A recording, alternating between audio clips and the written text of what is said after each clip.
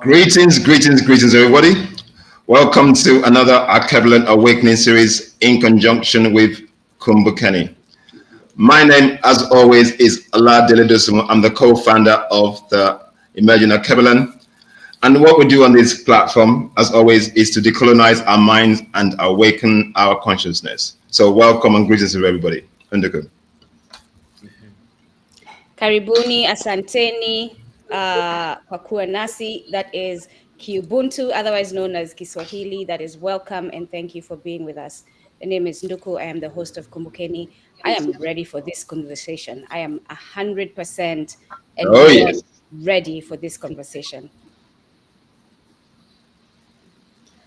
Sanbonani, which is Zulu for hello. It has no time limit, morning, evening, daytime.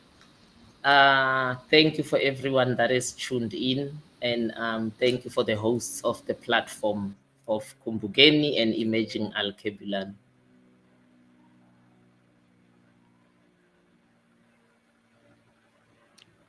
Sister Tema Shengu, go ahead and introduce yourself. Oh, sorry, I wasn't aware that there was a slight connection lapse. Okay, I'll go for Dumelan, which is Sesotho and Setswana. My name is Khanyisile Litchfield-Tshabalala. Yeah, I'm at a point where I just go with my name, and whatever comes out, comes out. You'll figure out what kind of person I am from conversation. But yeah, I'm Khanyisile Litchfield-Tshabalala, which is, I take pride in that. You are definitely Mama Khanyisile's daughter, definitely. All right, Oládélé, let me not get carried away. I like that. You will find out who I am by how I present myself. I like that. I'll give you my name. We have lost Brother Oládélé. All right, so the conversation today is, and he is home, and as we know, we have not yet liberated ourselves as far as the internet and connections and technology, so this is the result of that. The conversation is, what is the name for Black pain, right? We see everyone who has been oppressed giving a name to their oppression and using that name to get repair, to get legal protections, and to continue to defend themselves to avoid that offense being carried out against them again. And because we haven't done that, the offense continues to be carried out against us. So, Mama Khanyisile, let's start with you. You are the elder. Let's go. For me, it baffles the mind that we have suffered 2 slave trades, 2 colonizations, and yet we do not have a name for what is called Black pain. I like the fact that Jews have a time period. It was 5 years, 1939 to 1945. They even have a figure. They say 5 million. We don't know. Our figures are contested, always guessed. And it makes sense. I mean, I'm told the attrition rate for both slave trades, for people who are listening and don't know that there were 2, there was a Trans-Pacific that was run by Arabs, which took more women than men out of this continent. And there was the Transatlantic run by Europeans, which took more men, more women. We don't know. I think it was a balance. They needed both, but maybe slightly more men, I would say. It's always an estimate. I'm told the attrition rate, my sister Nduku, was about 40%. So if you wanted 100 slaves, you took 40 more or 60 more just to make sure those that die still do not take away from the initial cargo that you bought. So how then can we keep track? You still have those that prefer to jump overboard, and kill themselves than to render themselves to a life of slavery. You have those that try to run away on plantations. You have those that were killed by disease in these passages of both Trans-Pacific and Transatlantic. You have those who were whipped to death because they refused to be broken like we break a horse into being a slave. They preferred to remain Kamba or or Kikuyu or Ashanti or whatever it is they were before. So we don't have the numbers. We don't have the numbers for those who died in the process of colonialism. We don't have a number for those who were used as guinea pigs and poisoned on purpose, which is we don't have the numbers. We estimate millions. We don't have a number for what's ongoing now because we are still not free. It's neocolonialism, or neoliberalism. So it defies logic for me how such an amount of a death of people and Holocaust really would not have a name that's specific to those people and just one name. And people will say, oh, but it was different people, have different languages. Yeah, we suffered the same fate, whether under colonialism or under slavery. So it should have a collective name. And I just feel that the collective name gives you a license to kill. You can't say anything about Jews, even if they are wrong. You can't call them wrong because you're anti-Semitic. It's a term that ensures that it doesn't happen again. And it starts by labeling you, that's pointing out even the wrong things they are doing as anti-Semitic. So right there, it locks you out of anything you can do against them or criticize or label. And yet for us, it continues because there's not even a collective name. Anti-Semitism is a system of criminalizing anything we are going to do against Jews that Jews find offensive. And yet today we still have white people saying open platforms. Helen Ziller in South Africa, for one, a Jewish woman who said colonialism civilized us. And it's not a hate crime. It's got no name. It's just, oh, you hurt our feelings. So yeah, it defies logic for me, Ndugu. And I think it's systemic. And I think the onus is upon us, though, to give it a name. Yeah. I was looking up, sorry, as I'm putting it up there, I just put up the definition of anti-Semitism. So anti-Semitism, the simple Google search definition is hostility to or prejudice against Jewish people. A powerful term and a powerful way to defend yourself because it's very general. Who determines what the hostility is? Who determines what the prejudice is, right? There's no nuance to that definition. It's just general. Any hostility, any prejudice against Jewish people is going to be this, and we're coming for you. So if we take it from our end, our perspective, that we have a similar word that does the same thing, that's great, right? But if we add the recipients of what happens when we are talking about anti-Semitism, it's not that great. Because I was listening today to a video, and I will share it in a few minutes, of the American Jewish community. They had a call after the Durban conference. There was a UN Durban conference in 2001, I believe, where they were talking about anti-racism. And from this video that I watched, 2001, I believe, and they had Jews, they had Palestinians, they had us. And it's funny enough that after that conference, the conversation is not, oh, what did the blacks say? What did the Africans say? It's what happened between the Jews and the Palestinians at that conference. Despite the fact that it was held in Durban, on our motherland, the focus is not on us. But even more so, the issue for me is the Palestinians were addressing, and I'm not talking about the extremists. We're not talking about extremists here. And I hope every person that is intelligent enough to have some critical thinking understands we're not talking about the people outside the normal spectrum of how we deal with each other as human beings. We're talking about, if I'm Palestinian and I know that Israel is doing harm to my people, and I'm coming for this conference to be recompensed, right? And you're Jewish, and you feel a certain way, you have this anti-Semitism and Holocaust as terms that defend you. How then is the United Nations going to have a conference that puts us together in the same room and hope that we are going to have results? So just, I don't know. Mama, do you all understand that? Like, we're put together as enemies to talk about anti-racism. How do we have that conversation? Mm.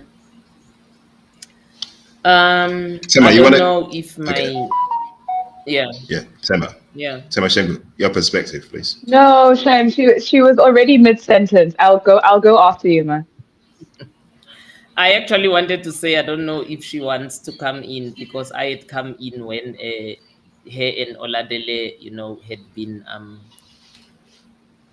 booted Yeah. off. Having But it's having technological issues. yeah, it's fine. I'll come in. Nduku, the part you are leaving out, that conference, I'm not sure, was it 2001 or 2002? Somewhere there. It It's doesn't right. matter. It's right before September 11th because they Yeah, combine it. Yeah. yeah. What you left out is that the US and Israel actually did much out of that conference. The United States, the biggest aggressor in terms of having been built at the backs of the slave economy, the aggressor that has utterly and totally destroyed Native American people, culture, language, is not even taught at school. It's not a language you can go to University of Philadelphia and say, I want to do one of the Native American languages. They marched out, showing impunity, showing in the Gen Z language. Israel and the US asked all of us, sure, you've suffered, but which finger do you want? Choose one. I'm going to be very vulgar, but that's exactly what they were saying. Who gives a fuck what you've suffered? You are black. That's your lot. That's what they said to us. And I I think think to go on, Kameshango. oh, sorry. I think to extend on that point, there is also something to be said about what is defined as human, which then links to your access to humanity. And I think there still exists an overwhelming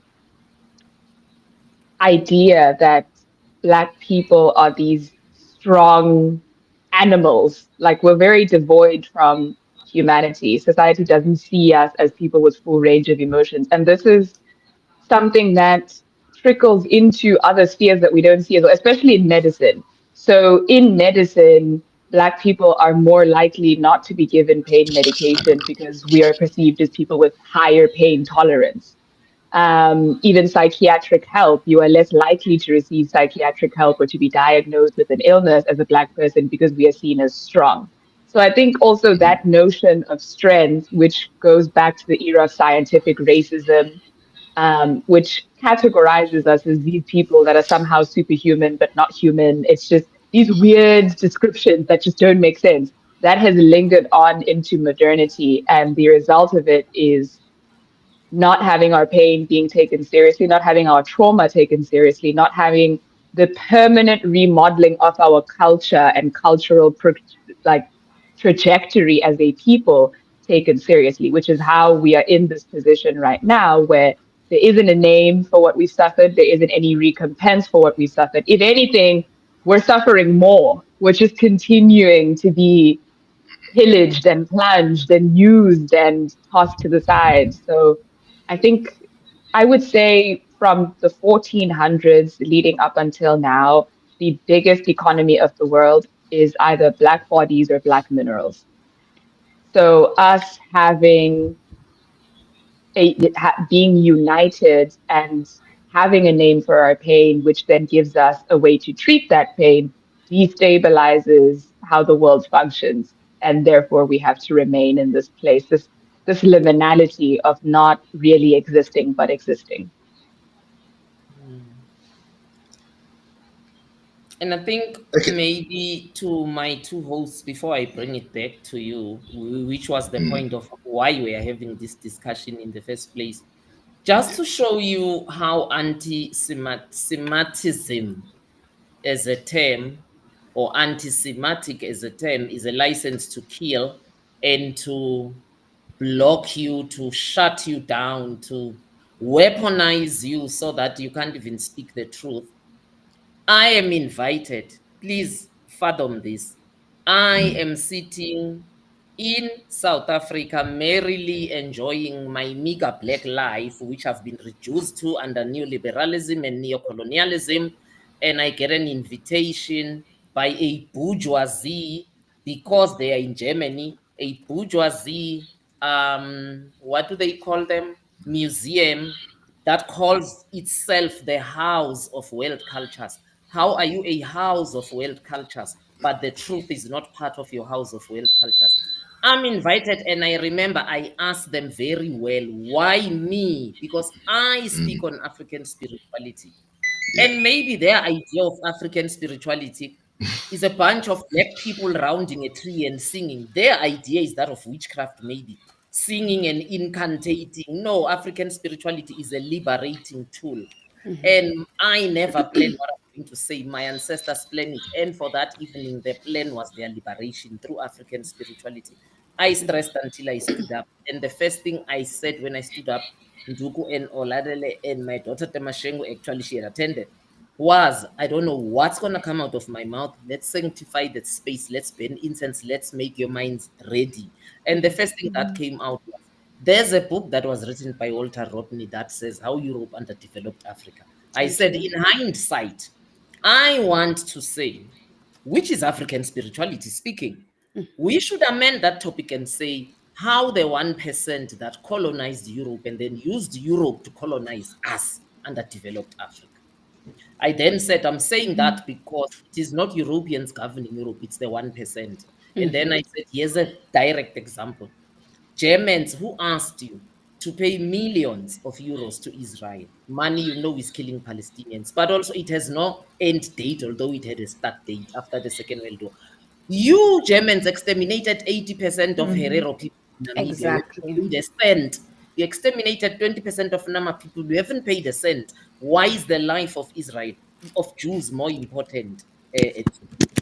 I then, went on and on. But the second thing was also, why is Germany packed with paying for the Second World War? I know Hitler was the lead, but Japan was there with them. So was Italy. Why are they not paying reparations to the Jews? Why is it on the Germans? Thank you. Thank you. I said it's because you Germans have allowed it. But also, it also says you guys are not in charge. It's Jews that are ruling. That 1% are ruling Germany. It is not your decision.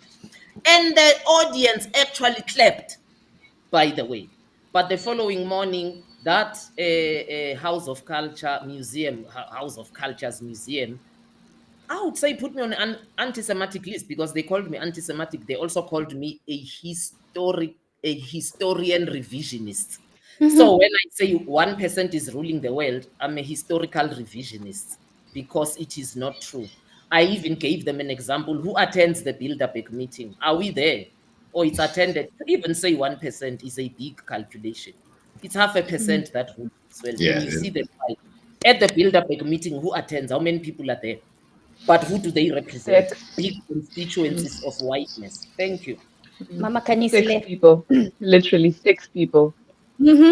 I'm going to ask you to embrace the fact that you are a historical revisionist. Embrace it. And we should all embrace it, because that's literally what we are doing. We are revising what they have told, the narrative they have told, to tell our truth, to tell the truth. I am embracing 100%. Yes, Jewish man. Yes, whoever that organization is. I am 100% a historical revisionist. Because I am revising what you have lied to us. I am correcting the lies you've told, and I'm telling the truth. So I'm revising the record that you have put out to the world of what has happened.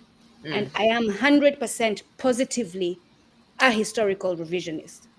So embrace it. We tend, and sometimes it's subconscious, right? Because we're so busy fighting what's the attacks coming to us, we don't even realize what's going on. We tend to give power to them and the accusations they give to us when we don't really understand these words that they're putting out there, when they're so attached to negativity that we don't even understand that it's a positive thing as a Black person to be a historical revisionist. It's a positive thing as a Black person to be called by the United States terrorist, because yes, I am terrorizing the American empire because the American empire has terrorized us. I don't want it to rest, right? And therefore, from their perspective, I am terrorizing them. But guess what? In order to confront them, they will never see you as not terrorizing them. Yeah. So it's about time we start getting comfortable with these terms, because that's exactly what we are pursuing. Yeah. Go ahead, my brothers, my brother and my sisters, go ahead. So let's talk a bit about that situation, right?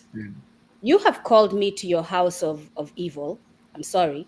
I'm just going to call it what it is. I don't know why we need to put roses on a pig that stinks. You've called me to your house of evil, where you know very well that the Herero people, in fact, there's a gentleman who came on Kumbukeni last year, is in German right now, still pushing for reparations for the Herero people, and you haven't given it. And when I bring that up, right, part of African spirituality is all encompassing. It is our economics, our politics. It's what you've done to us to take us away from it. If we're going to return from it, we have to confront everything that has gotten in the way of it. And part of that is what you, Germany, who's invited me, an African warrior woman, confront you and what you've done to the Herero people. And yes, and I don't know why Jewish people cannot separate themselves from the Israeli government. Get the nuance. If you want to call me anti-Semitic, go ahead. And this is the danger of that term. What I'm going to say is hostile towards them, but it does not condone the Holocaust. What I'm saying is towards the Israeli government. And when we talk about the Jews, by the way, it is the Jews with the United States power, right? It is the Jews with the backing of the United States that is terrorizing. So when you attach all those things, it becomes complicated to confront this, because we very well know that currently in South Africa, it is Jewish minority. It is a Jewish minority, an American minority, a British minority that is oppressing the people of South Africa. We have names, and the people of Congo. So, and the Israeli government is a part of that. For us to have repair, for us to confront the harm, we have to name these people. And part of that is the Israeli government. So if I say that now I'm anti-Semitic, I almost want to say to hell with it. Yes, I am anti-Semitic if this is what you're going to say. But guess what? I still have to talk about what you've done, what these governments have done to my people. But actually, Nduku,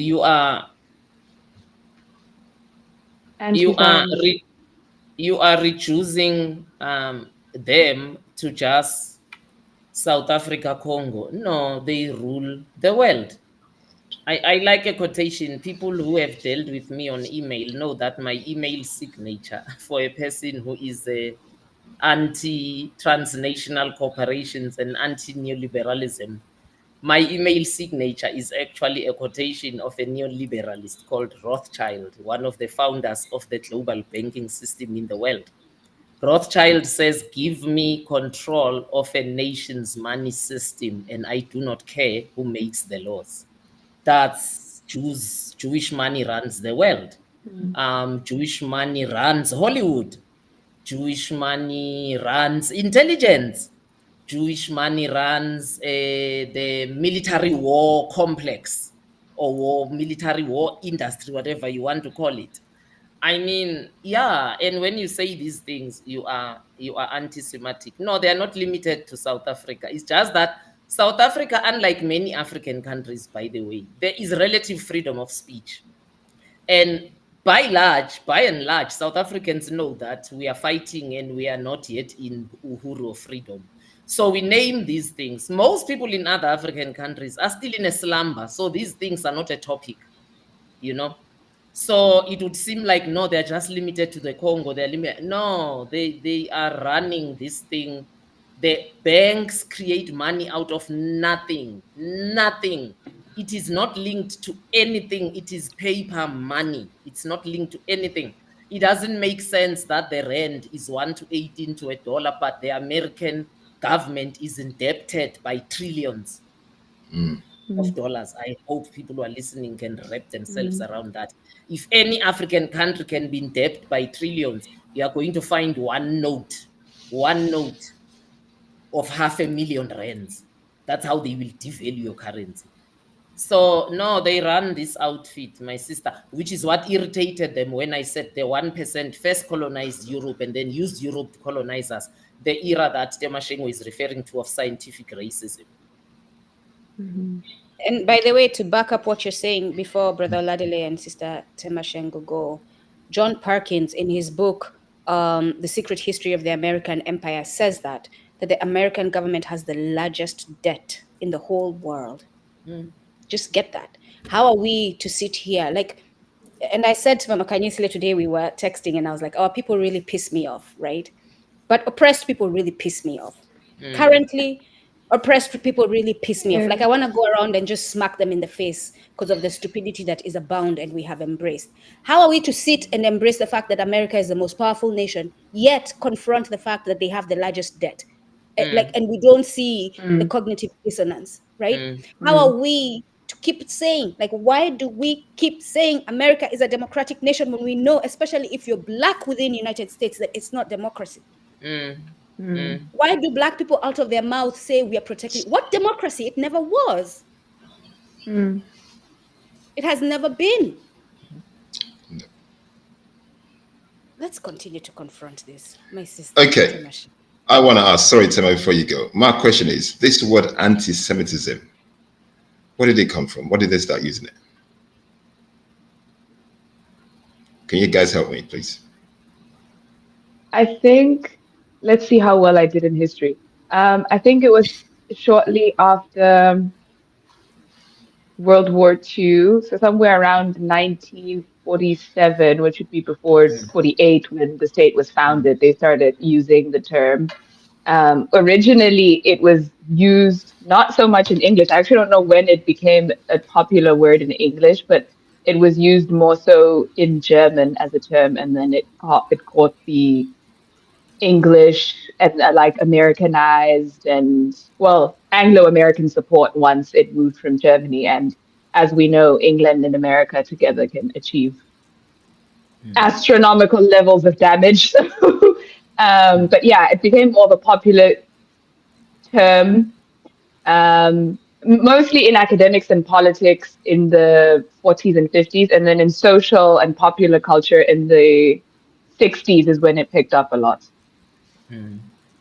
And only now is it being separated from Zionism also, because anti-Semitic most of the time is used to protect Zionism. If you critique Zionism, you critique not just the murder of Israelis, but also of that general Levant region as an area. So, you know, like Lebanon is affected, Jordan is affected, Egypt is affected. Like the founding of Israel also plays a really huge role in geopolitics and in the destruction of the Middle East. So if you critique that, if you critique the US, if you critique Zionism, now you're labeled as anti-Semitic, which goes back to the definition that you were giving earlier, Dada, which is prejudice against anyone that is Jewish. And you know, I'm a language person, and I'm also a literature student, so the use of words is very important for me, and I wish more of us could understand dictionary definition of words. When you spoke about slapping people, I want to slap people for not understanding language. Prejudice and literal violence and ethnic cleansing are not the same thing. Why we cannot critique ethnic cleansing, asymmetrical warfare, land expropriation, the fact that we cannot critique that a country is breaking international law every day and we are labeled anti-Semitic for saying it. Like, I think it also speaks to we're going into a growing era of a lot of regulation. I think the moment the world became a global village, we opened a can of worms that we can't reel back in. And that, coupled with technological advancement, is going to lead us to a place by the end of the 21st century where the whole world is just going to be so centrally run, and what we can say, how we can say it, where we can say it will be so limited. Because now we're constantly surveilled also through our computers, through our phones, through cameras on the street, so it's fostering this group ideology where we cannot critique evil, otherwise we're part of the problem, and you are guided towards supporting it, guided towards giving reasons for things that are frankly illogical. That's the expectation, to support illogical reasoning. So, yeah. Yeah, thank you. Nduku, before you come in, I see you always almost opened your mouth. There are just two things I want to You piggyback know me on, too and well. it's the term Semitic. Semitic is not the preclude of Jews. Arabs are Semites too, by the way. Yes, they are. Yeah. Thank you. I don't get it. I don't get That's what I it. wanted. That's what I wanted to hear. Yes, and Mm, Damashenko is right. It was actually popularized in the Nuremberg trials. mm, And then with the formation of the United Nations by the donation of money of Rockefeller, another Jew, it just became, you know, a criminalized term where you can't touch Jews for anything, even if they are wrong, because you're anti-Semitic. My thinking is also the term anti-Semitic was brought because this 1% have an ability to have an 80-year plan of nothing but evil, by the way, sheer evil, and they will see it through. So they already knew how they were going to form the state of Israel. They already knew how they were going to use this state to destabilize not just the Middle East, but the world. In mm, conflicts, Israel is there, by the way. Most people are just not aware. Israel is the people who are listening from South Africa. There's an Afrikaans term, the only Afrikaans term I like. They say something skrek for next. It screams for nothing. That is how powerful that thing is. The Israeli Defense Force is there, guys. Most people think it's the mm, American one. Israel is mm, armed to the teeth, the latest technology. You know why? mm, Because they can test every weapon and they make it themselves. They can test it live on Palestinians all the mm, time. So it is on the dot and accurate information. So they knew mm, when they came with the term that they were preparing to protect Zionism. And I love the fact mm, that there are Jews who distance themselves from Zionism, who say, yes, we are Jews, but we don't subscribe to the state of Israel and Zionism. Or those who say, I mm, subscribe to the state of Israel, but not to the Zionist practices that are being undertaken there. So it's not just us. So that's what I wanted to mm, pick from your comment, Emma. But also what you said, that we are entering a world where we are being forced into group mentality. I mm, just want to that it's not even only group mentality. A world where it's standing upside down. The lie has become the truth, and the truth has become the lie. So you that mm. sees the truth and try to talk about it, you are a problem, you're unforgiving, you're stuck in history, you don't want to move on. People ask me, why are you angry about? And You're I'm just like, militant. Yeah. I'm a black woman. Give me 2 reasons why I should be excited and kiki everywhere I go. I have so much to be angry about. My culture was destroyed. My spirituality was Yeah. destroyed. My body is weaponized. My color is weaponized. Mm, My hips are weaponized. My buttocks are weaponized. My lips are mm, weaponized. My hair is weaponized. What do you want me to be happy about?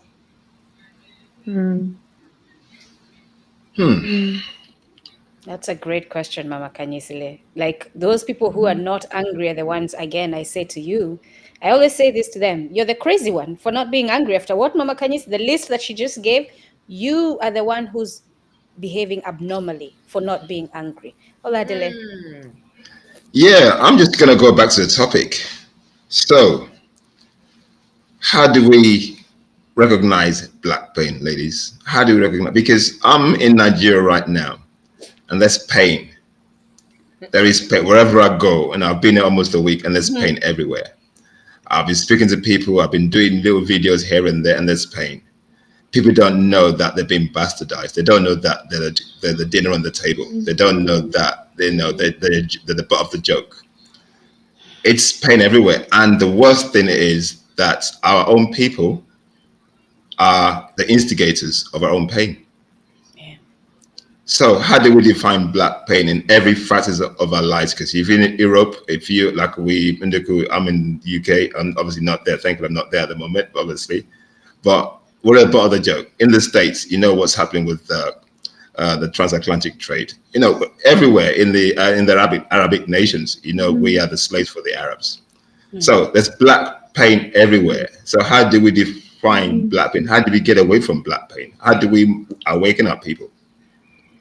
Before we even start the conversation, because I don't want to do injustice to this, right? Because the movement in the United States have been very good about doing this, giving a name to it. and they're fighting. But the problem is we as a global community have not embraced it. That's the difference between us and the Jewish people. The Jewish people were told, here are the terms, move with them. They embraced it, and all of them are on the same page. We are not on the same page. The term is Maafa, Maafa, Maafa, and it is a Kiubuntu Kiswahili word, which means great disaster, catastrophe, harm, whichever way, just all the bad that has been done. And it is used to describe the centuries-long history of oppression, genocide, and crimes against humanity committed against African peoples. This term was popularized by Marimba Ani. Marimba Ani is an African-centered scholar and historian, an author, a great author. If you don't know her, look her up. Marimba Ani is Marimba. Ani is Ani, Dr. Marimba Ani. And so the the descendants of Wana in the United States and those in the Caribbean have used this term and are recently using it to get reparations. And what this term covers, and it covers from back when, before some of us even know, to current. The term does not have a time. The term does not, and Mama Khanyisile, you mentioned before, we don't have a figure. For those who want to understand the harm that has been done to our people so that we get on the same page, you have no luxury to say, I don't read, I don't want to, I don't have the time. If you don't have the time to read, Kumbukeni has readings of all the chapters of How Europe Underdeveloped Africa by Walter Rodney. That is a must read for any person who is Black, African, Mwana Ubuntu. Must read.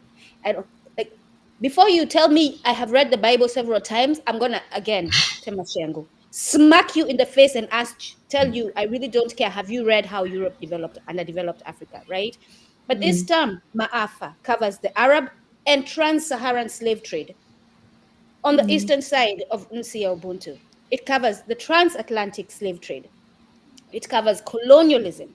It covers neocolonialism and structural violence. And it covers the ongoing global oppression of African people. So this is the term. The problem is we have not embraced it as a collective and we have not given it power. So let's continue the conversation.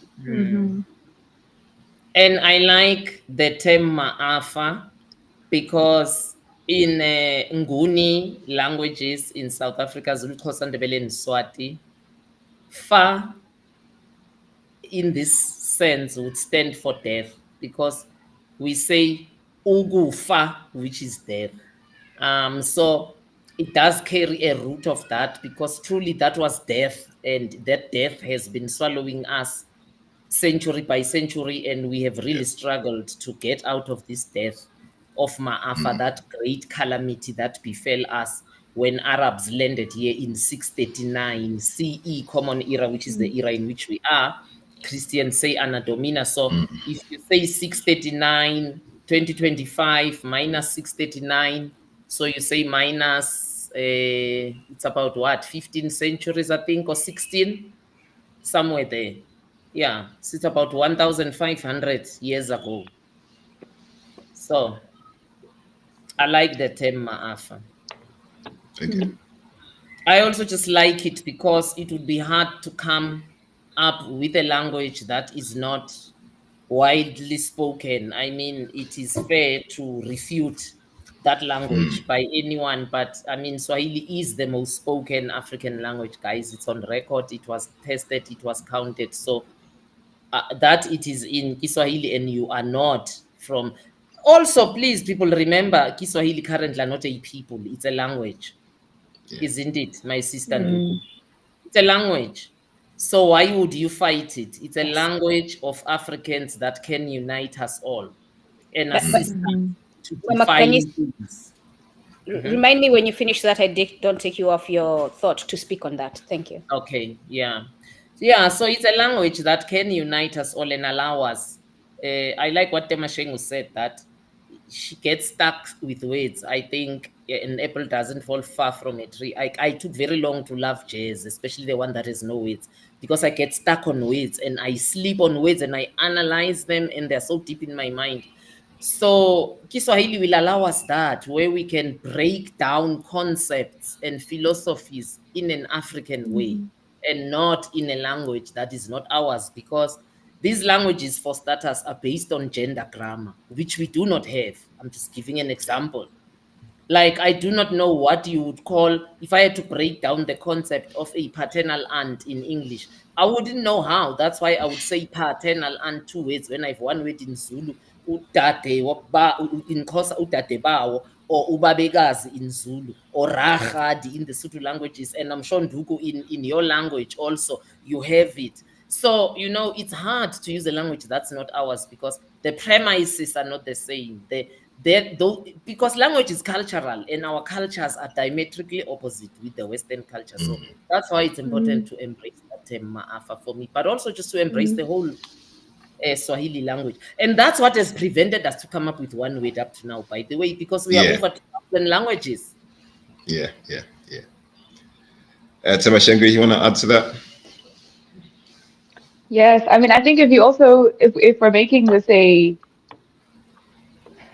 Black, Caribbean, and African, so if it's a diaspora and continental way forward, I think in addition to the language topic, because our colonizers have been different, our experience of colonization and of slavery has also been different.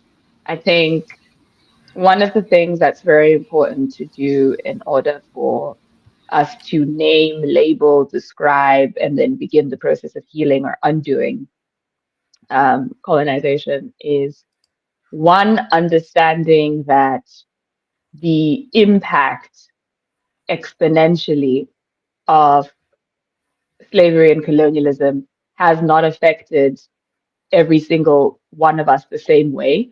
So, as much as I love Pan Africanism with everything in my fiber, there are some of its core tenets that I just cannot agree with because it aims to do a one size fits all rubric, and I every day I say Black people are not a monolith.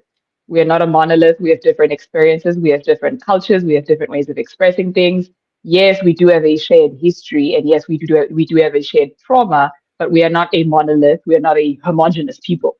So I think looking into that is one of the most important things. Is what is the effect? Because how a Zulu person has been affected is very different to how a Bedi person would be affected. And that's both within South Africa.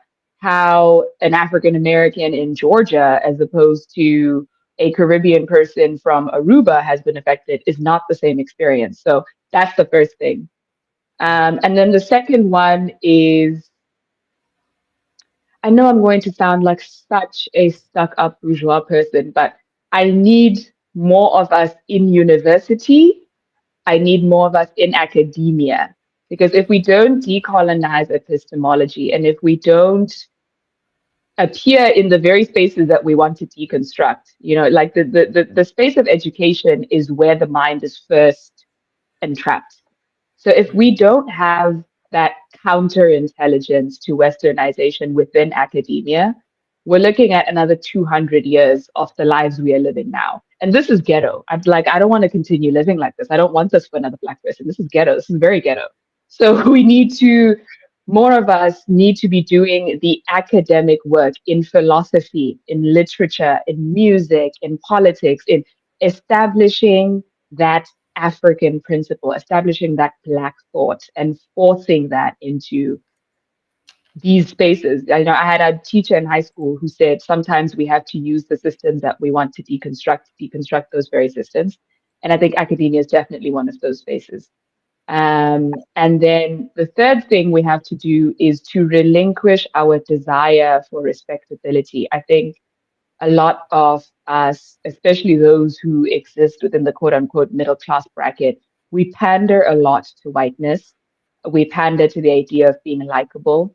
We succumb to the pressures of not voicing our grievances with how we are experiencing life or with how Black people still are not free, how the African continent is continuing to be assaulted every single day, and how Black lives still do not matter, how we are still not much worth anything except for when we can be turned into cash crops. So I think that as well, relinquishing this desire to be likable, to be the good Negro, is something that needs to die very soon in order for us to genuinely move forward and engage in like rigorous discourse about where we're going as a people. Mm. We also need to stop this idea of, oh, we're free. No, we're not. No, we're not. Because institutional and structural racism is thriving every day. It's sprinting. It's having the time of its life. So that as well. I think for me, those would be the top things that need to be done quickly so that by the end of the 21st century, we're not having these kinds of podcasts.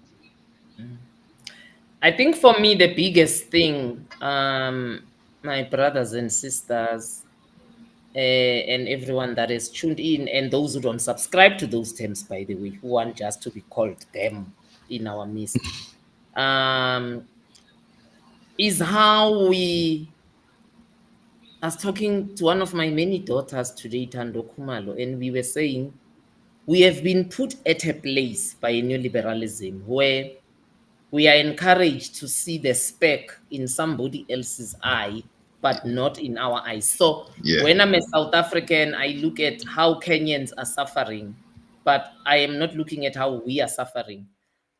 If I'm Nigerian, I look at how a Congolese life is hard, but I mean, life is hard in the Niger Delta. Life is hard for Biafrans. Those people lost everything and were settled. Each family was given how much? I think about $5, just laughable, pitiful money. And today, when we say, oh, these evils are all over the world, we forget to say, where did it start? You know, where's the oil and are they benefiting from that oil? So yeah, I think I'm learning not to even dissect my sister Nduku. That's why I corrected you in the beginning.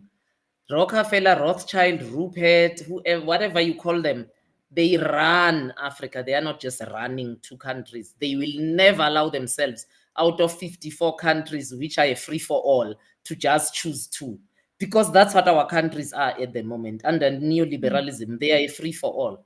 In Africa, you can come in when you are white with nothing. And in 10 years, you can emerge as a millionaire. In fact, 10 years is a lot. I mean, even white people who work for international NGOs, we call them INGOs, they live like kings and queens in Africa. The experts, they love being here because they are enjoying life in this continent. They would never even dream of enjoying back home because back home they are competing with their own. Here they are competing with us. So yeah, no, I think for me, Temashenko, that's another thing I want us to stop doing. We need to analyze this continent in a collective manner, like Nkrumah did for all of us. That understanding that as a continent, this is where we are being pushed to, into neoliberalism, into being suppliers of raw material and importers of the finished product. We are being pushed into a place where our leaders are given to us. The media is not run by us. Our media is by and large foreign run. And people should do themselves a favor and just go and say, see how many media houses are there. I'm not saying media stations because that media station is a subsidiary of a subsidiary of a subsidiary of a larger media house. Just check how many of them are there so that you see that this thing is a narrative that's being controlled. So yeah, for me, I think that's another thing I would want us to stop doing as we define Black pain. Can it be African pain and not South African pain? I also just, you want to slap people, Nduku. I want to slap you guys who are not South African when you talk of apartheid like it was a system that never existed in your countries. Apartheid was nothing Oh but no. colonialism. It's the thing that Yeah. existed in your countries until the 60s. And it still exists. I mean, Yeah, it someone was does. telling me there's an area in Kenya where white black people are not allowed. I said, no, not in Kenya. She said, oh, welcome to the real world. You can keep deceiving yourself. I am Yes. telling you. And we actually have broadcasts on Kumbukeni, past recordings available on Kumbukeni, where we covered the Kenya Land and Freedom Army, Mau Mau, and the White Highlands. Like to this day, Kenyans out of their mouths say White Highlands. I mean, and you don't hear in your head what you're actually saying. And you're driving through the Rift Valley, and it's farms and farms of white people's farms that where Kenyans are killed, right? And you can't even hold those white people accountable. So I agree with you. And just to emphasize on your point, Mama Khanyisile, the book again is The Secret. Goodness gracious. Let me get The Secret History of the American Empire by John Perkins. And I'm just going to read this I'm just going to read this small bit just to emphasize on what Mama Khanyisile just said. Let me go back to my notes quickly. Because in the book at the beginning, John Perkins reveals one of his bosses at Maine, which was an organization, a front for the NSA, the CIA, the FBI, whoever else you want to put in there, of the United States empire expansion that he was working for, right? So these companies appear to be private companies, but they're really fronts for empire expansion. And they are recruiting economic hitmen, right? EHMs, which is what John Perkins was. So, but his boss makes it very clear to tell him that Africa is very important to the future of the United States. Africa is very important to the future of empire. And now I'm just rephrasing because I haven't found my notes yet. And what he says in that meeting is Egypt is the entry point to Africa. And he explains through the Nile how many countries are touched. He names Kenya, he names Sudan, he names Ethiopia, where they're going to influence. Those will be the countries they focus on, because once they get those, they have all the others. So I agree with Mama Khanyisile. It is the whole continent. And it's not only the whole continent, it is every place where we are, because same thing is happening in Haiti. Same thing is happening in Haiti. They're there for capitalism and empire expansion. In right? Jamaica. In Jamaica. It's happening in Brazil. It's happening everywhere we are, in Cuba, for heaven's sake. So I agree with you, Mama Khanyisile. It's a global fight against the oppressor who is oppressing us globally. Tema Shengu. Just quickly speaking on Pan-Africanism. Pan-Africanism is not meant to equate our Maafa. Pan-Africanism is meant to bring us together so that we can work together to confront our Maafa and those who brought it on us. So it 100% is not supposed to make the suffering of South Africans equal to that of Kenyans or equal to. What it makes us realize is that we have the same oppressor. That we cannot deny. We have the same oppressor. And because we understand we have the same oppressor, the oppressor is using the same tactics. The results might be different. The extremity, might be different, but same tactics. So let's come together to fight them. And because they have used our common identity to oppress us, let's use our common identity to fight them. Right? Let's take this weapon and use it against them. Also, the other thing I wanted to say, I agree with you that education should be our counter, our first front of countering the oppression against us, but definitely not in their systems, because a lot of us have attempted to do it within their systems, and we understand how that goes. It doesn't work at all. Their systems are founded in such solid ground that you have to get out of them to fight them. Yes, let's go in and learn about them. And so, some of us have been in them and have learned about them. And the knowledge we have there is why we are such committed warriors, right? The knowledge we acquired from there is why we are such committed warriors, and why you can call me crazy all day, but I won't stop what I'm doing. But you will be retaliated against. You will be attacked. How we just saw last year, the president of Harvard being let go for what? Anti-Semitism. Right? Because she was trying That's exactly what's necessary. No, I think if we have more public scandal, it raises attention to, but why? Why are we having a mass professors that are being released for anti-Semitism, or professors that are being released for attending protests in support of people's lives? So for Black Lives Matter also, I remember there was a hula baloo of many professors being fired, or like professors who are pro-Palestine also losing their jobs. I think the reason that I advocate a lot for academia is, again, it is the training, it is the worldview. And I have found that amongst the class of quote unquote educated Black people, that's where the colonial mindset is most rife, because these are people who have been, from grade 1 all the way up to your 22nd birthday, you're just getting told how amazing and lovely and dandy white people are. So in order to reverse that, more of us need to be occupying that space. I think maybe it's from a subjective perspective, but I have had the experience of having, I mean, not all of them were skin folk, but they were definitely kinfolk, of having those kinds of educators. Of course, they have very miserable lives. They walk into class unhappy because the institution is resting on their throats. But Right. it's necessary now that we need them. We need them because of the students they produce who themselves engage in these conversations. I think we do need to be having these conversations often in our social spaces, and that's how we catch on to that fire, because I think grassroots work also, and being in conversation as we are right now, is also education. So education structurally, but also education socially are both important together. And yeah, understanding that you're going to be, if you are anti the status quo, you are going to be, days feel long. There's 24 hours in a day. When you're anti-colonialism, the day has 30 hours. Because yeah, the way that the system will just come at you is ridiculous. So I Guys, think I want to come in quickly because I'm Okay. reading the comment on the Oh. yeah, system. good. Yeah. While European system and ours, please remember, we are here not just for Pan-Africans, which also has migrated. Maybe before I come to this comment, can we comment quickly about Pan-Africanism? Long migrated. It's because we hate self and we don't know who we are. That's why we are still stuck in it.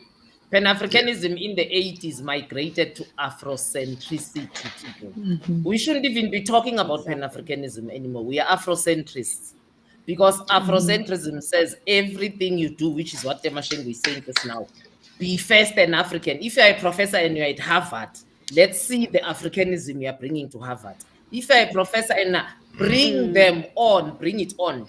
And it leads to the comment on the system. Yes, the European education system is not ours, but remember, we are not here as Afrocentrists trying to reach only kinfolk. There are white people out there who are genuinely misled. If you've been taught from when you were a baby that white is right and might is white, you tend to believe it, especially if you sit in an all-white class and you are told colonialism was a brilliant system, and Temasheng's hand does not come up and say, I beg to differ. You leave that class on that day content and knowing that colonialism was a civilizing system. So from that perspective, while we need our own, we also do need to be in their spaces. They are in our faces, Nduku. That's why I am not against Africans going to Europe. All I say is when you are in Europe, remember your roots and plant back. But why must they wake up in lily white Europe when we wake up in lily white Africa? We see whiteness every day, even when we don't want to see it. So why should they wake up and not see blackness in Europe and America and wherever? I mean, I see Chinese. Who said I want to see Chinese in South Africa? So I love Nigerians. I love the Igbo. Go to China. I hear they are running whole Igbo markets. They're taking over, my brothers. They are here. We didn't ask them to come here. So why must we get permission to go to their lands? We wake up and see them, and we don't want to see them sometimes. So let them see us too. So they must see us in their classroom. No Asha, white professor must stand up and say absurd things. There must be black students there who say, sorry, you are misled, you are revisionist. Yeah. And I think to the point of the comment that was made, to say, like, we can't use, I'm not attacking the person, sorry. I've been told I have a way when I talk where it seems like I'm attacking. I'm not. I just talk like this. I promise you, my heart is a kind place. It's just my mouth. I don't know what happens there. But anyway, I think to that comment of we should develop our own systems. Of course, that's the goal. That's where we're going to it. But the reality is, at the present moment, we still are in the Western system. So bring your negritude into it. You may as well, because you're going to have to go to school anyway. You have to by law, which is also in itself Western. So you have two institutions that are forcing you to do this. You're going to be taught how to behave in school. You're going to be taught how to pass history, because if you say any of what we are saying here, you're not going to pass that history class. So you have to, you're going to fail. So you have to agree to the standards of Eurocentricity throughout your whole Negro life, So at the point when you have the freedom to reverse this, I think it's very important that we do so, because we live in the systems anyway. That's the reality. We are under capitalism.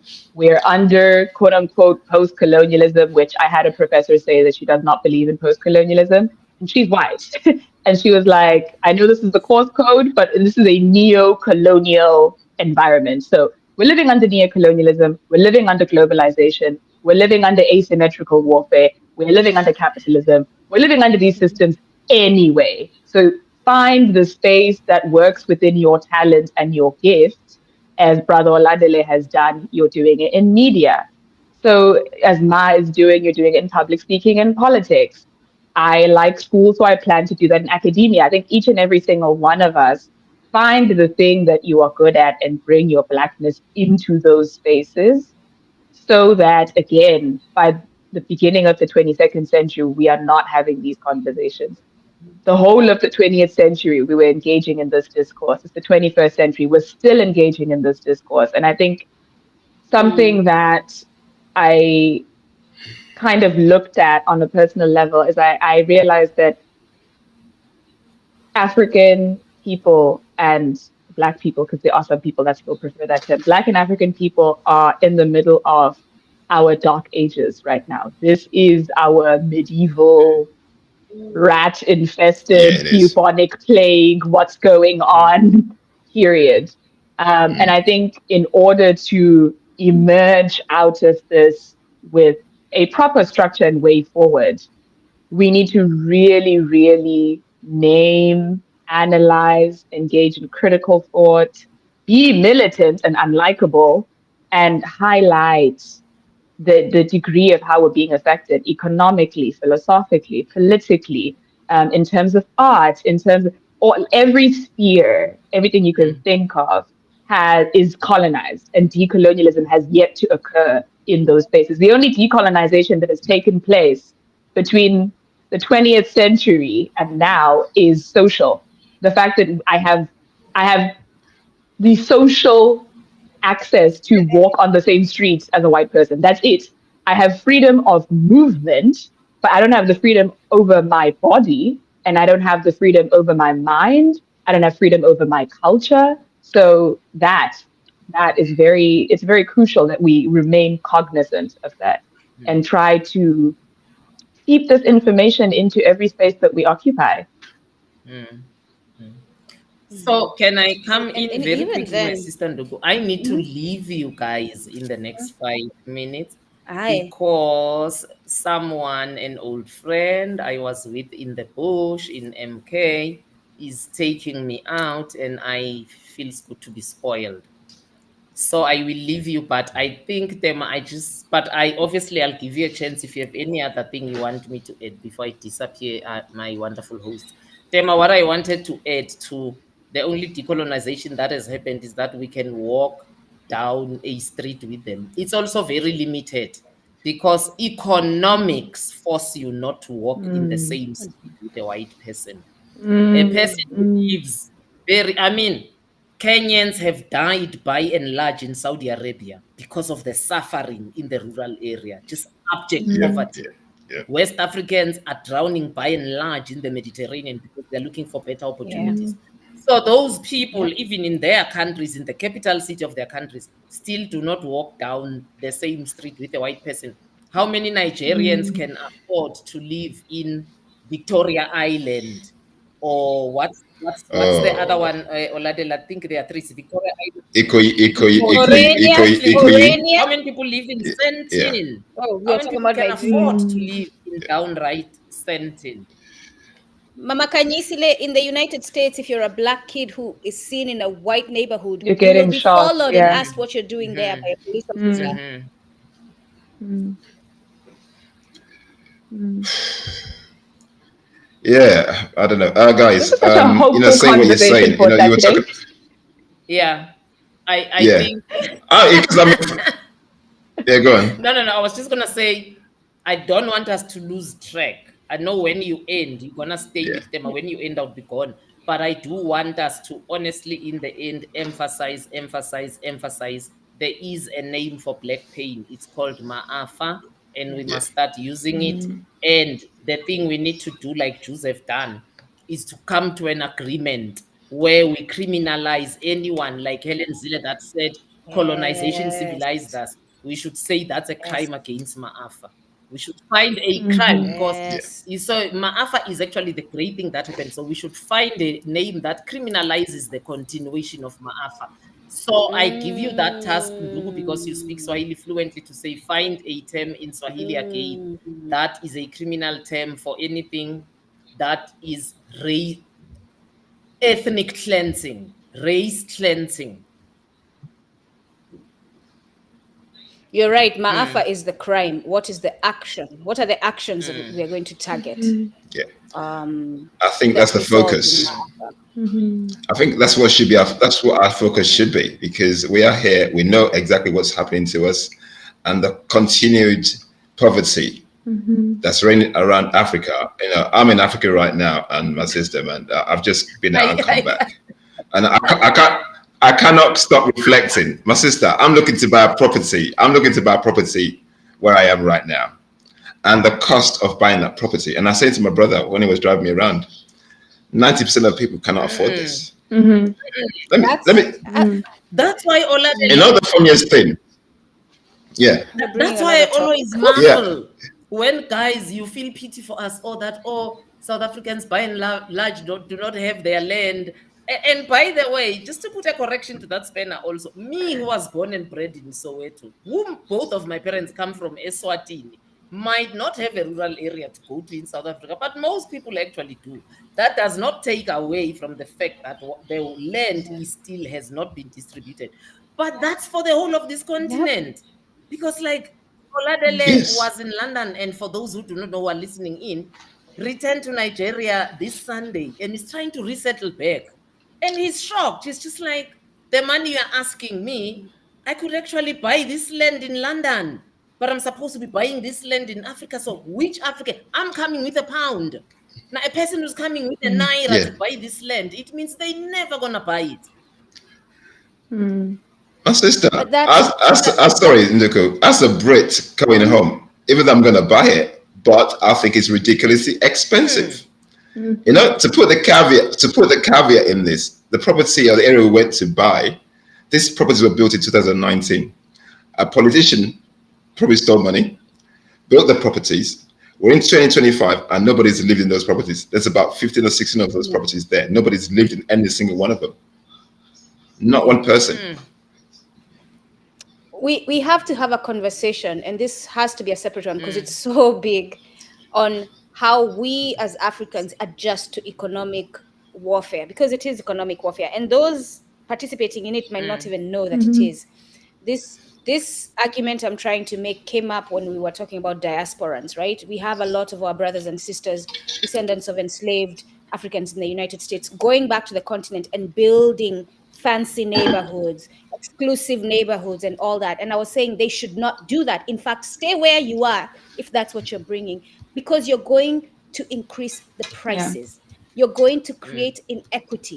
The people who are of the land where you're coming now are not going to be able to afford anything, because that's what you're doing. Bringing Western economics to Africa, that's what it's going to do. Nduku, Mama Sis wants to go. Mama Kanshi wants to go. Just final word from you just before you go. Final word. Yes, I think for me, my final words is, I can't emphasize more what I said to my sister Nduku because she speaks Swahili. So Maafa is like the Holocaust. We need to find a term that criminalizes Maafa. So that's a homework. And for those who've tuned in who also speak perfect Swahili, please find us a word that could, describe that. And then we need to start lobbying for the use of these terms. We actually need to lobby that these terms are adopted. It does not help us to say, the AU is useless, even if they pass it. No, but when they pass it, it becomes official, remember. So we need to lobby, toothless dog as they are, but they still need to pass it. If we lobby enough and we have a signature campaign that says, this is the name of our black pain, and this is the crime committed against this black pain. I think, if anything, we should be action-orientated and at least have those two things done. Fantastic. Thank you very much, my sister. And Asante, enjoy. You deserve to be given a good time. Thank you Enjoy so it. much. And thank you for the platform. And think of me. With every bite, think of me so that I I can enjoy it as well. I will. I'll think of all three of you, actually. Yes, please. Well, they're not speaking for themselves. Thank you so much, and keep up I'll the take good it, sis. work. Thokozani. Yeah, thank you very much, sis. Thank you very much. Tokoza. Where were we? Temashenko, was it you who was put? Let me say this quickly before. So I do agree with you, right? We are currently in the system, and we must find ways to work within the system towards our goal of liberation. But also, and this is the thing I always say, the attack on us is multi-pronged. So it behooves us to create a multi-pronged approach to counter it. So we can have some of us still within, especially those who are already in the system, continue that work, but now center yourself in our liberation and move forward. But those who are not, focus on building institutions that are outside the system so that we are attacking from all corners, right? We have those who have, if you're a Mwana Ubuntu who has not yet left the continent to go to the United States, to go to Europe, to go wherever, don't. I'm just going to say that. It sounds selfish because I'm in the United States, but trust me, it's not selfish. Do not leave the continent anymore, right? Do not. Let's stop that movement outside of the continent. Let's focus. We have, and I was saying yesterday to a colleague, I am currently in the education field, and this conversation is very near and dear to me. As you say, we can fight within the system. I am in a class, a history class I'm an assistant in a history class in high school. And the whole time the teacher is teaching, I want to raise my hand and counter, but I cannot do that. Because if I do that, my job is gone. I literally, and I have no choice, I'll just receive an email saying your assignment is done. They did not give a reason. Because I raised my hand and corrected an error that she's teaching, right? So we cannot fight within the system for those reasons. And a lot of what they're teaching in the curriculum is just bad. It's just the whole time. And every now and then my mouth... I can imagine you holding it back, Nduku. I could imagine you, man. I can see you. The frustration. Every now and then my mouth will come out and say something, right? Because, for example, and I'm trying to remember exactly what the teacher was talking about. It was regarding the US system, right? And I think it was about the police or something. Oh, we don't have secret police in the United States, is what she said, right? What a load She of was talking bollocks. about German. I feel the She was same. talking That's about such a Germany lie. and Mussolini. She was talking about Germany and Mussolini and how they would come to your home and take you. I could not be quiet on that one. You all know I could not be quiet on that one. So I said, excuse me, the FBI, the CIA, the NSA, and whoever else you want to name, we start there. Immigration. If you ask the immigrant who they're coming to their house to take, their story is different. They just got picked up by secret police. So yes, we have it. And I had to speak up and say that because the class is half Black children. I'm like, you're not walking away with this lie. I am going to let you know what is out there. So, but in doing so, I risk losing my job. In doing so, I risk being retaliated on, which is what has happened in a previous job because I spoke truth. So we cannot truly fight within the system. We can make some movement, very small, but the bigger fight has to be outside the system. We have to start building. Dr. Umar is building a school. Y'all are laughing at him instead of supporting him. Like we are all, me included, laughing at him instead of supporting him. I wish he could build it outside of the United States, but it's needed here. We have 8-year-olds, teenagers in high school. Our children, our Black children, they cannot read. High school, I am currently working in high school. They cannot read. Miss, what does this word say? How do we say it? So again, the fight, those already in the system, start agitating within the system. Just know it's at the risk of you losing your job. And I hope you're open to that. Like, that's what I knew when I sat at my desk and I thought of because I was there for a total of 7 years. I thought of the past 5 years. The first 2 years, I was just this African who was getting a paycheck and didn't I was thankful, right? I was not paying attention. The second 3 years, I started witnessing and seeing evidence and paying attention. And then the time came where I sat at my desk and had to confront myself. Am I going to continue being a part of this system that is oppressing my people and hearing what they're saying without saying anything? Or am I going to do something? And then you also have to confront yourself. Say what? Oh.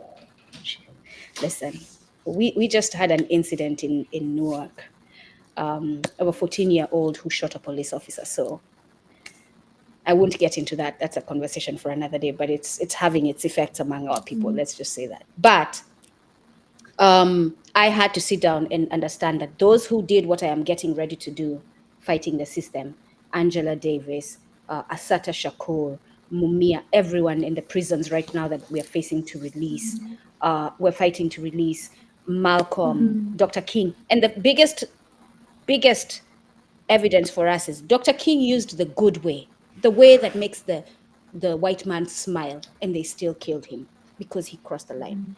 Malcolm used the abrasive way, right? They still killed him. So you cannot come to me and say, but Nduku, that's not how you do things. No, we're going to do things in every which way. We're going to make them so confused they don't know how to behave. Like it's going to be boom, boom, boom, boom, boom. There will be good Negroes who will agitate secretly, who will microaggress towards the white man while they're being good Negroes. That is your job. You're the good Negro, fine, but microaggress.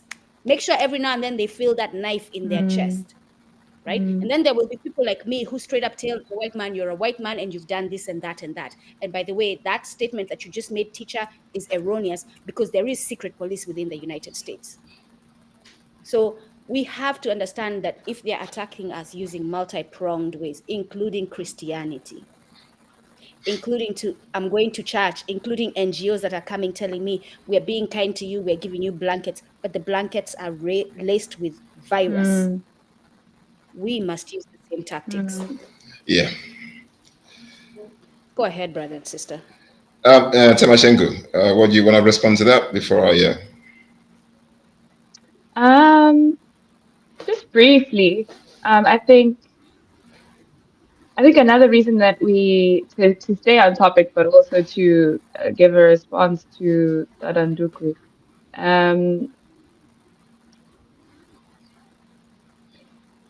too many of us are walking around with very serious internalized anti-Blackness and anti-Africanness that has yet to be confronted. And I think when you are African and Black, it's multi-layered. You have anti-African sentiments, and then you have anti-Black sentiments as well. And that stands in the way of, one, you being able to identify when prejudice or straight up subjugation or violence is being enacted upon your people or even upon you directly. And then also being unable to muster up the courage to fight back or to be in solidarity with people who are fighting back if you're in a position where maybe you can't because you lose your job and you have 4 children and you have to factor in all of those things, but you can still be in solidarity with people that are fighting back and don't have as much to lose as you. So I think that also is the level of anti-Blackness within us has yet to be confronted. And I'm up to believe, this might be dramatic, but I have a thing for drama. I'm up to believe that in a collective of 10 Black people, of a wide array as well, whether you pull them from America, South America, Africa, Europe, just a wide spectrum of 10 Black people, I really am up to believe that 6 out of that 10 has a very fractured relationship with their Blackness, which is why we cannot come to a point of understanding collective Black pain and moving forward towards decolonialism. So I know we say it all the time, but it is so important to recognize if you have anti-Black sentiments, and it's important to recognize if you have anti-African sentiments. And it's a lifelong journey because, again, the system reminds you every day why you're not enough. So it's a lifelong journey. You could be confident today, and then tomorrow you're like, oh, another day of waking up black, another day that I have to do this work. But I think without recognizing that, you cannot fight for your people, and nor can you fight for those who are fighting for your people. So yeah, Yeah. that's a big part. I'm gonna yeah. That's a great analysis. Yeah, great, brilliant. I think I will sum it up with this: black pain will end when we start loving ourselves. Yeah. Self-love is very important. Yeah. Because our us and the self-love and the self-hate is perpetuating itself against ourselves. And we do not realize. It doesn't matter where you are, South Africa, Brazil, in Jamaica, black love is important. Black unity is important. We're in different locations, but our pain is the same. So, we should stop looking at each other differently, because the moment you have this melanin, we are the same. Yeah. We cut from the same cloth, and the pain. It doesn't matter where you are. That melanin identifies you. They pick you out. So we need to. It's self-love. The moment we start loving ourselves, there'll be healing. And we should stop competing against one another. I say all over Africa. I'm in my brother's place right now. My brother, I say he's wealthy, but when I'm talking, sometimes he looks at me in terms of what I'm saying. The fact that you're okay is fine, but what about the 95%? Who cares? Who looks out for them? You can make your money in the capitalist situation, but who looks after them? And as long as the majority are not okay, even though you're making money, but it would be a lot easier if more people are empowered to have the financial capacity to do things. Then it will make your life so easy as well. It goes around. It's empowering. But the fact that we're in this system that's continued to, and like I said earlier, we are the joke. Like Tema, you said, the system basically is basically built to suppress. And in Africa, as we see today, there's black pain everywhere. So the quicker we get to realize and start doing the work, and that's why we're saying when they're on the show on Thursday, we need to start doing the work. In as much as the systems are built, and sometimes we can both of you have your different perspectives, but we need to fight from the outside as well. And the fight from the outside, I'd probably say, is the biggest fight that we need to fight, because we have to build from bottom up. Because if we don't do that work, it doesn't matter what we try, because the system, like we've all said, the system is built. It's built the audacity and the capacity into it. You can do what you want and try to do as much as you can. Yeah, it's built into it. Yeah. So in as much as you try, you agitate, like we've all said, that you become a target. They target you. They do everything. You're gonna obviously you have to mentally draining. Yeah, I've been in it, and for me to keep watching my back all the time to watch what I say, not to offend somebody, trying to be myself, it's draining. It's draining. Oládélé, it's so bad. At one point when I was working at that place, I had to change the route, physically change the route I took to go home, because I feared that they would do something to me. That's how bad the retaliation is. I had to change it every time I went to catch the train. I had to use a different route, because I understood if these people have an opportunity, they will do something harmful to me. You could see it in their eyes. You could hear it in the way they spoke. You could see it in the way they looked at you. So we're asking our people to go into that, knowing it's mentally, like it is a mental health threat to them. Nduku, I've been in situations like you where I dare them. And the way, I'll tell you an incident. This was about 10, 15 years ago. I went into a bank to withdraw some money. I withdrew £100 with 5 £50 notes. After that, for 5 £50 notes, one of them was a counterfeit. I walked out of the bank without knowing. There was a black person who served me. Probably they're doing something, I don't know. I went into the shop to buy a bag for my mother because she's traveling back to Nigeria. I wanted to buy a bag, and as soon as I got to that shop, they told me, oh, this money is fake. And, can you imagine? I said, I've just come from a bank. How could they give me a fake note? So I went straight back to the bank, and I went to the counter, the lady that served, I said, what's going on here? You give me a fake £20 note. the fact that I stood there, she was looking at me like I wasn't saying what I was saying. She made me look like I said, okay, look at the CCTV. You just served me. You know, we were having this argument. Guess what? The police came. This is a crazy black young man. You know, I was probably in my late 30s. It's been a while. You know, this young man causing agitation, but before you know it, there's about 4 or 5 black men come to the bank. Are you in Nigeria or in England? It was in the UK. Shit. It was in the UK. So they all came, you know, probably about 5 of them against me, trying to take me out of the bank because I'm making too much and I was basically causing disorder. And I was saying to the guys, check CCTV. I've just been in there. I had a fake pan note. Would you imagine there's a bank? Listen to me, and you know, check CCTV. And the way they handled me. At some point, you hear how I'm talking.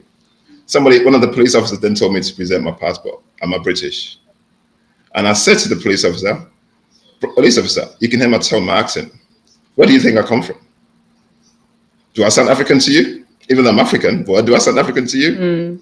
And the fact that I said that, if you see how this guy went red. You're talking back, hey, that's massa. If you see and he goes, your passport. I said, I have my passport with me, but I'm not going to give it to you. I said, why should I give a passport to tell me who I am when you can actually hear how I'm talking to you? Moreover, you're a UK national. Why would you be walking around with your passport in the country as a citizen? You imagine. And this is the UK. So this is the things that you confront. The moment you dare. This is the mistake, my African brother and sister, that you all make. To think that you're one of them. This is the mistake. I'm not one of them, but you know, in this, yeah. But this is the mistake you make. You're not one of them. You're not. Yeah. Just because they gave you the paper and they invite you to their special rooms that you're one of them. Yeah, and they told me so there and then. That's it. They will remind you that hey, you might be English, but you're not. You're not ethnically English. So. At that point, they told me that I'm not one of them. Even though I sounded like them, they told me that. Thank you, Nduku. They did. So, black pain is everywhere, guys. But we got to do the work. And going by what Mama Khanyisile said, Maafa equals Holocaust, right? Let's find anti-Semitic. Semitic, they're saying, is the people, despite the fact that Palestinians are part of the Semitic people. Our people are Wana Ubuntu, Africans, black. So the term in our own language has to be anti-African, anti-black, anti-Wana Ubuntu. Anything you do that is anti-them will be criminalized. So those of you who want to take on this project, I'll see whether I can put together what do we call them? A survey, and you can all put in, my brother and sister, help me figure out how we can do a public survey where they can put in their suggestions for what the word should be. But it has to be anti. Like the thing that they have used to carry out these crimes is anti-us, right? It's anti our humanity. And our humanity is not the same humanity as the white man. It's not the same humanity as the Middle Easterns. It's not the same humanity as Arab people. It's not the same humanity as Chinese when it comes to Maafa. The perfect world, which we have never known, literally never known. In a perfect world, yes, we can say anti-human is for all of us. No. The way anti-human looks for me, Temashengo, and Oládélé is different from the way anti-human currently, based on your actions, people, based on you, humanity, how you're behaving, based on what I have observed of your actions. I don't care what you say with your mouth, how you behave every day. Anti-human is not the same for me as it is for, what's the most white name I can get? Please, someone throw it out. Because Karen is not enough. Too many of our black women have been... Matthew. I've fallen in the lines of that. No, Ken, Barbie Ken, right? My Maafa, my anti-humanity is not the same as Ken's anti-humanity. Ken's anti-humanity will be responded to faster than mine will be responded to. If Ken and I are under attack, Ken will be helped before I'm helped. That is how you understand through action that your humanity and your anti-humanity is not the same as Ken's. And so we must sit and understand what that means and how we are going to move forward to it. I am not one who proposes or suggests that we go to white institutions, whether they are black facing or not, to find refuge, to find repair, to find recompense. No, I say we build our own and we tell them what time it is, and they either follow or don't, and we have repercussions. And part of that is you will have no access to minerals. And by tomorrow morning, 8 a.m., I want you and your people out of my country if you do not follow line, like in line with this is how we're moving forward. Like what they're doing in Niger, like they're doing in Burkina Faso, like they're doing in Mali. So they're basically holding these white people accountable for all their actions. Back payment in terms of tax duties, they're coughing it up and they're kicking them out. Pack up and leave. Yeah. And whoever stays at their own risk, whatever that means, you all go ahead and interpret for yourself. That's the only way that we will get respect. Yeah, I agree. I think we can bring Those are my last words. Yeah, we can bring it to our conclusion, guys. Temashengu, as a guest, last words from you. Last words. We need to gain back economic control so that we can gain control over the socio-cultural as well, and the education and just the overall construction of the society, but also so that we can militarize, because truly the only language the West understands is a nuclear weapon. And right now our minerals are building nuclear states for other nations to threaten us when we want to decolonize from them. So that also we need to move towards really gaining back our economies. And I think for the Africans that are listening, we should be in support of what the Sahel states are doing. We should not be shunning them. We should be joining them. I'm really disappointed that this didn't become an ECOWAS movement or an African movement, because it is the time to be telling our colonizers where to get off. And then last thing, or maybe I think the base point of being able to engage in this work at all and to even garner the courage to fight back against a system that you know is going to terrorize you every day for it, is to, one, begin with self-love, which would mean undoing the internalized anti-Blackness and anti-African sentiments that could be taking root in you. From unworking that begins the self-love, and from the self-love, you gain an understanding of your humanity as an African person. And from understanding your humanity, you understand why there is a need to protect that. And you're also able to see the humanity of another Black person, and you feel the responsibility to protect that.